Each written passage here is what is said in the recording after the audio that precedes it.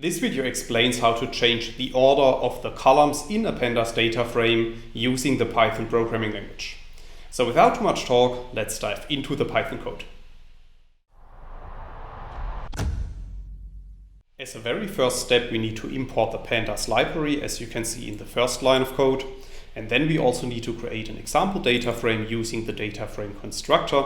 So after running these lines of code, a new data frame called data is created, and we can print this data frame using the print function. And then you can see below the code box that our data frame contains 5 rows and the 4 columns x3, x1, x4 and x2.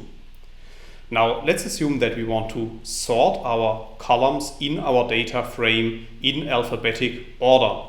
Then we can use the sort underline index function, as you can see in the next line of code. And within this function, we need to specify the axis argument to be equal to 1. And in this case, I'm storing the output of the sort index function in a new data frame object that I'm calling data new1. So after running this line of code, a new data frame called data new1 is created, and we can print this data frame below the code box using the print function.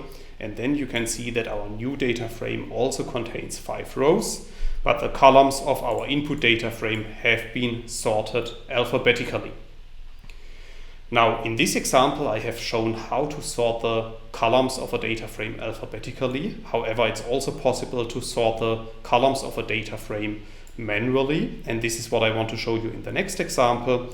So in this example, I'm using double square brackets to specify the ordering of the column names in our data set. So in this case, I want to set the column x2 at the first index position of our data set.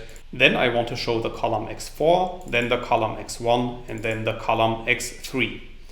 And as in the previous example, I'm storing the output of this in a new data frame object that I'm calling data new2.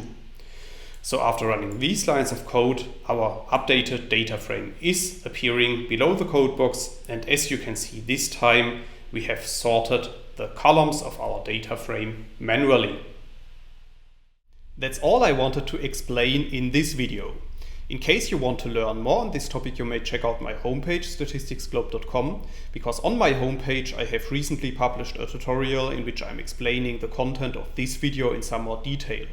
I will put a link to this tutorial into the description of the video, so you can find it there. If you have liked this video or if you have any questions, let me know in the comments section below. I'll try to respond to all comments as soon as I can. Furthermore, make sure to subscribe to my YouTube channel to get notified about future video releases.